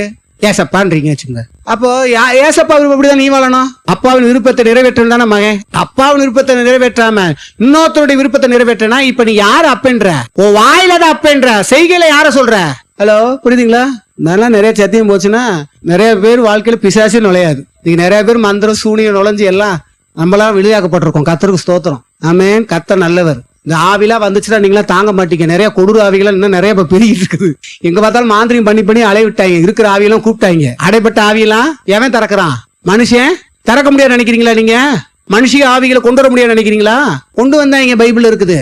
சாமியில் ஆவி யார் கொண்டு வந்தா? பினேகாஸ் கொண்டு வந்தாரா? சூனியகாரி கொண்டு வந்தாரா இல்லையா? இன்னைக்கு நிறைய ஆவிகளை வாழ்க்கையில கட்டவிழ்த்து விடுறது யாரு? மந்திரவாதிகள், சூனியக்காரிகள் எல்லாம் பண்ண முடியும். அதான் நிறைய ஆவிகள்லாம் இப்ப நிறைய பேருக்கும் வாழ்க்கையில இன்டர்ஃபியர் ஆகி என்ன பண்ணுது, நம்மளாம் தப்பிக்கப்படுகிறோம். சத்தியம் தெரியாத நிறைய பேருடைய வாழ்க்கையில என்ன ஆகுது, உள்ள மனுஷனை போலயே போய் உள்ள படுத்து எல்லா வேலையும் பண்ணுது. தெரியுமா உங்களுக்கு? அதெல்லாம் ஒன்றும் தெரியாம கர்த்தருக்கு சித்தமான எதிர்காலத்துல நிறைய உங்களுக்கு காண்பிக்கட்டும் இந்த மாதிரி மனுஷங்கள்லாம் வாழ்க்கையில. அல்லேலூயா. ஆகையால் தேவ பிள்ளைகளே, அந்த சம்பவம் ஏனாதான். ஆகையால் உங்க வாழ்க்கையில நீங்க ஒண்ணு புரிஞ்சுக்குங்க, உங்களுடைய வாழ்க்கையில ஒரு ஒழுங்குமுறை இருக்கட்டும். கத்தரை தேடுறதுல, கத்தரை ஆராதிக்கிறதுல, கத்தரை தாங்குறதுல, கத்தர்கிட்ட என்ன நம்ம ஒப்படைச்சோமோ அதை சரியாய் செய்வதில்ல, கத்தர் நம்ம கிட்ட என்ன விரும்புறாரோ அதை நாம் நிறைவேற்றுவதில்ல. ஏமாற்றாதீங்க. மனுஷனை கூட ஏமாற்ற கூட தப்பிச்சிடலாம், கத்தரை ஏமாற்றா தப்பிக்க முடியும் நினைக்கிறீங்களா? மனுஷனை எத்தனை பேரை ஏமாத்திடுறோம். என்னங்க யாரெல்லாம் ஏமாத்தினாலும் இருக்கீங்க, சரி வெளியே சொல்ல வேண்டாம், உங்களுக்குள்ளேயே வச்சுக்கோங்க. நீங்களாச்சு கத்தராச்சு. ஆனா கத்தரை இழுத்து பிடிச்சாருன்னா, ஏன்னா தன்னை ஏமாளின்னு காமிக்க மாட்டேன். நம்ம கூட ஏமாந்து போய் என்ன பண்ணா, ஏமாளித்தான்னு சொல்லி சண்டை போட்டு வந்துருவோம். அவர் ஏமாளியா தன்னை காட்டுவாரா? ஏமாளியா காட்டுவாரா? காட்ட விடுவாரா? புரியுதா உங்களுக்கு? அந்த வசனத்தை அர்த்தத்தை நல்லா புரிஞ்சுக்குங்க. ஏன்னா தேவன் தன்னை ஏமாளியா என்ன பண்ண மாட்டாரு. நான் கடவுளை ஏமாத்திட்டேன்னு ஒருத்தனை சொல்ல விட்டுருவாரு அந்த பூமியில. இப்ப வழங்குதா? ஏன் சாதாரணமா படிச்சுட்டு போறீங்களா? இப்ப நான் விளக்கப்படுத்த புரியுதா? ஏன் ஆண்டவருக்கு அவ்வளவு கோபம்னா அந்த பாணியில. ஏன்னா எந்த ஒரு மனிதனும் எந்த காலத்திலயும் நியாய தீர்ப்புலயோ எதுலயோ நான் கடவுளை ஏமாத்தி விட்டேன்னு சொல்ல விட மாட்டாரு. அங்க அவர் தான் காமிப்பாரு. நீ ஏமாத்தன்னு என்ன நினைச்சியா, உன்னை செய்ய வச்ச பத்தியா அப்படின்னு. அப்ப செய்ய வைக்கிறதுக்கு என்ன பண்ணுவாரு? எங்கெல்லாம் தடை வைக்கணுமோ அங்கெல்லாம் போடுவார், லாக் பண்ணுவாரு. எங்கெல்லாம் லாக் போட்டா நீ எப்படி வந்து செய்வேன்றது அவருக்கு தெரியும். எதுல புரியுது? ஆகையால் தேவ பிள்ளைகளே, இதுலயும் அவர் நல்லவராக தான் இருக்கிறாரு. ஏன்னா நம்முடைய வாழ்க்கையில அவருடைய பிள்ளைகள் ஏமாத்துற பிள்ளைகளா இருக்கக்கூடாது என்பதற்காக அதை செய்கிறார். புரியுதுங்களா? சொல்லுங்க, நான் ஏமாத்துறவன் அல்ல, கடவுளை ஏமாத்த மாட்டேன். ஏமாத்தி இருந்தீங்கன்னா எல்லாம் மொத்தமா வந்து செஞ்சிரு, இல்லன்னா அவ்வளவுதான். உனக்கு கடைசி வரைக்கும் வாழ்க்கையில கண்ணியா இருக்கும். எனக்கு ஒன்னாக போறது இல்ல. எங்க கண்ணியா இருக்கும்? உன் வாழ்க்கையிலே கண்ணியா இருக்கும். ஒரு சம்பவத்தை பாக்குறோம் பாருங்க. சில பேர் பாத்தீங்கன்னா ஐஸ்வர்யத்துல நாடிக்கிட்டே இருப்பான் பாருங்க. பலிபிடித்த நாடுங்கன்னா இவன் என்ன எப்ப பார்த்தாலும் இவனுக்கு பணத்து மேலதான் நாட்டம் இருக்கும். வாசிப்போம் 1 தீமோத்தேயு 6 அதிகாரம் 17. இவ்வுலகத்தில் ஐஸ்வர்யம் உள்ளவர்கள் இருமாப்பான செந்தொழிலாய் இராமல் நிலையற்ற ஐஸ்வர்யத்தின் மேல் நம்பிக்கை வையாமலும் நாம் அனுபவிக்கிறதுக்கு சகலவித நன்மைகளையும் நமக்கு சம்பூர்ணமாய் கொடுக்கிற ஜீவனுள்ள தேவன் மேல் நம்பிக்கை வைக்கவும். ஐஸ்வர்யம் இருக்கா? சந்தோஷப்படு. உனக்கு ஐஸ்வர்யத்தை கத்தர் கொடுத்தாரா? பணம் நிறைய கொடுத்தாரா? கத்தரை மகிமைப்படுத்து. பணம் கம்மியா இருந்தாலும் மகிமைப்படுத்து. யார் கொடுத்தா? எல்லாம் கத்தர் கொடுத்தார். இப்போ அவர் கர்த்தர் கொடுத்தா கர்த்தரை மகிமைப்படுத்து. இப்ப நீ எதை மகிமைப்படுத்துற? ஐஸ்வர்யத்தை மகிமைப்படுத்துற. நிறைய பேருடைய நம்பிக்கை எல்லாமே எங்க போயிருது? ஏன்னா பணம் வந்துட்டா என்ன பண்ண மாட்டான், அந்த பண கடவுளை இழக்க மாட்டான். அப்படின்னா என்ன அர்த்தத்துல சொல்றேன்? 10 ரூபாய் செலவு பண்ணுறதையும் சில பேருக்கு ஏதாவது கொடுக்கணும், பாவம் கஷ்டப்படுறாங்க, ஒரு 200 300 கொடுப்போம்னாலும் பணம் போயிடும். சிலர் பணம் நிறைய வச்சிருப்பான், வச்சுட்டே என்ன பண்ணுவான் அப்படின்னா மத்தன்ட்டே போய் உட்காந்து டீ சாப்பிட்டு எல்லாம் சாப்பிட்டுட்டு அந்த இல்லாதவன்ட்டே மொய் எழுதிட்டு வந்துருவான். பாத்துருக்கீங்களா? இந்த வேலையிலே பாத்தீங்கன்னா சில பேர் கோடீஸ்வரன் வேலை ஆளுக்கு கூப்பிட்டானா அவங்க வந்து சொன்னான்னு வச்சுக்கோங்க, அவன் 10 பேர் 15 பேர் விசாரிச்சுட்டு என்ன பண்ணுவான், நல்ல வசதியா இருக்க என்ன பண்ண மாட்டான், 10 100 பார்க்க மாட்டான். சரி இதா நல்ல வேலையாளா இருக்காங்க இந்தான்னு நார்மலா இருக்கிறவங்க கூட அதை செய்வாங்க. பாத்திருக்கீங்களா? என்ன பண்ணுவான், 2 டீயை வாங்கி கொடுப்பான், 2 வடையை வாங்கி கொடுப்பான், நல்லா செய்வாங்க பாருங்க. தெய்வம் ரொம்ப உத்து பார்ப்பாங்க. எதுல பார்ப்பாங்க? அந்த பணத்து மேல நம்பிக்கை வைக்கிறவெல்லாம் அவன் பண்ற ஒவ்வொரு விஷயம் வேற மாதிரி இருக்கும். அதாவது எந்த இடத்துல இருக்க பிடிக்கணுமோ அதை இருக்க பிடிக்க மாட்டாங்க. அங்க சம்மதமே நம்ம பணம் வீணா போகும். ஏனென்றால் இந்த பணத்தின் மேல் அதிகமான பற்று வைத்திருக்கிறவருடைய குணங்கள்லாம் வேற மாதிரி இருக்கும். அப்போ நிலையற்ற ஐஸ்வர்யத்தின் மேல நீ நம்பிக்கை வைக்காத, அது மாறிட்டே இருக்கும். ஒரு நாள் நீ நல்லா இருக்கலாம், உயர்ந்திருக்கலாம், ஒரு நாள் கீழே போகலாம். எப்படி வேணா உன் வாழ்க்கை இப்படியே இருக்கும்னு நினைக்காத. கண்ணை சிமிட்டுற நேரத்துல அப்படி கீழே வந்துட முடியும். ஆகையால் தான் வேதம் எப்போதுமே சொல்லும், ஐஸ்வர்யத்துல நம்பிக்கை வைக்காத. ஒருத்தன் ஐஸ்வர்யத்தின் மேல தேவ பிள்ளை நம்பிக்கை வைக்கிறானா அவனை தன் பக்கம் இழுக்கணும்னா கர்த்தர் அந்த எல்லைக்கும் போவாரு. ஒருத்தன் வந்து ஐஸ்வர்யத்துல ரொம்ப கெடுபிடியா இருக்கான், அவன் வந்து அது மேல ஆண்டு இருக்கான், கடவுளை காட்டிலும் அதுக்கே நேரத்தை அதிகமா செலவு பண்றான், அது மீதே கவனத்தை செலுத்துறானா அது மேல இருக்கிற நம்பிக்கையை தன் மீது கொண்டு ஒரு கர்த்தர் என்ன பண்றாராம், ஒரு கர்த்தருடைய பிள்ளைய ஒரே நிமிஷத்தை கீழே இறக்க முடியும். அந்த எல்லைக்கு நீங்க அவரை கொண்டு வந்துடாதீங்க. உங்க வாழ்க்கையில கர்த்தர் உங்களுக்கு பணத்தை கொடுத்துருப்பாருன்னா சந்தோஷப்படுங்க. ஒருத்தவன்ட்ட நிறைய இருக்கலாம், ஒருத்தோட குறையா இருக்கலாம், எல்லாத்துக்கும் சந்தோஷப்படுங்க. உங்ககிட்ட எவ்வளவு பணம் இருக்குதோ அது கர்த்தர் கொடுத்தது. ஒரு நிமிஷம் அப்படியே சொல்லுங்க, கர்த்தர்கிட்ட ஸ்தோத்திரம் பண்ணுங்க, நினைத்து ஸ்தோத்திரம் பண்ணுங்க. உங்களுக்கு எவ்வளவு பணம் கொடுத்தாரோ அது கர்த்தருக்கு ஸ்தோத்திரம் பண்ணுங்க. ஆண்டவர் இதுவே நம்பிக்கை வைக்க மாட்டேன் ஆண்டவரே, இதை தந்த கர்த்தரை நான் நம்புறேன்னு சொல்லுங்க. ஸ்தோத்திரம் பண்ணுங்க, மகிமைப்படுத்துங்க. ஆண்டவரை இருதயபூர்வமா மனப்படுங்க, இருதயபூர்வமா அவர் தான் தந்தான்னு சொல்லுங்க. இந்த வாழ்வை கொடுத்த கர்த்தரை மகிமைப்படுத்துங்க. முடிக்க போறேன். இப்ப பாருங்க 18வது வசனம். அப்ப தேவன் நம்பிக்கை வைக்கவும் நன்மை செய்யவும் நற்கிரிகள் ஐசியவான்களாகவும் தாராளமாய் கொடுக்கிறவர்களும் உதார குணமுள்ளவர்களாய் இருக்கவும். பணம் உனக்கு ஐசியத்தை அதிகமா அள்ளி கொடுத்தாரா, நன்மை செய்யறாரு. நற்கிரியில ஐசியவனா மாறுன்றாரு. நீ பணத்துல ஐசியவனா மாறணும்னு ஜெபிக்கிறியே, கொடுக்கறதுல ஐசியவனா மாற மாட்டியே, செய்யறதுல ஐசியவனா மாற மாட்டியே, தருவதுல நீ தாராளமான ஒரு குணமா இல்லையே.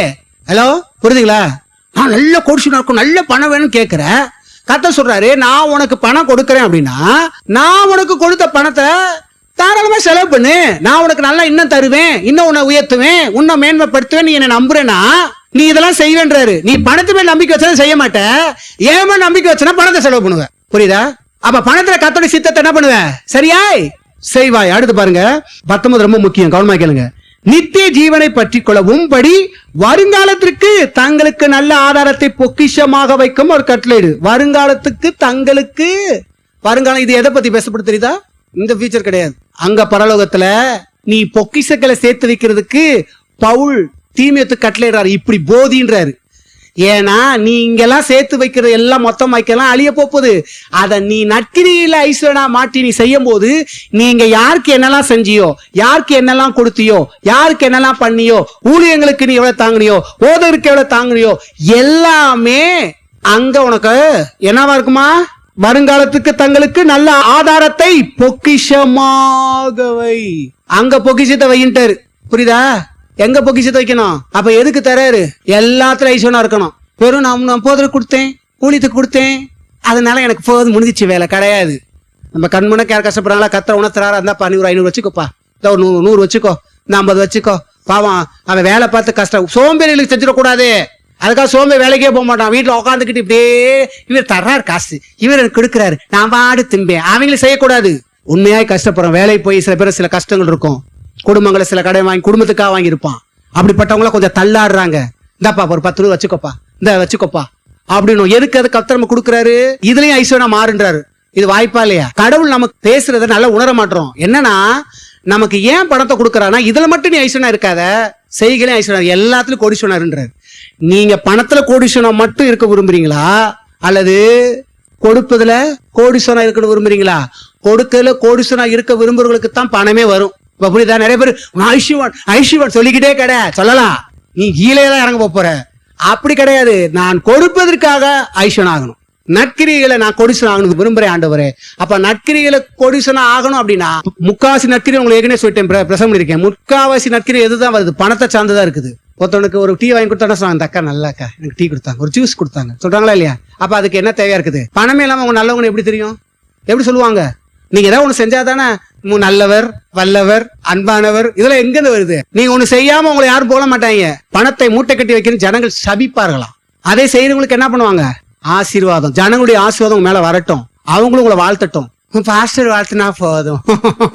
ஏதோ பாஸ்டருக்கே நாங்க ஒரு மாதிரி தான் பண்ணுவோம், இருந்தாலும் ஏதோ அவருக்கு ஏதாவது இது பண்ணதுனால, அந்த பிரசங்கத்தினால ஏதோ கொஞ்சம் கொடுத்துட்டு போவோம், கொஞ்சம் நம்மள கொஞ்சம் வாழ்த்திடுவாரு. எப்படி இருக்குன்னு நினைக்கிறீங்களா?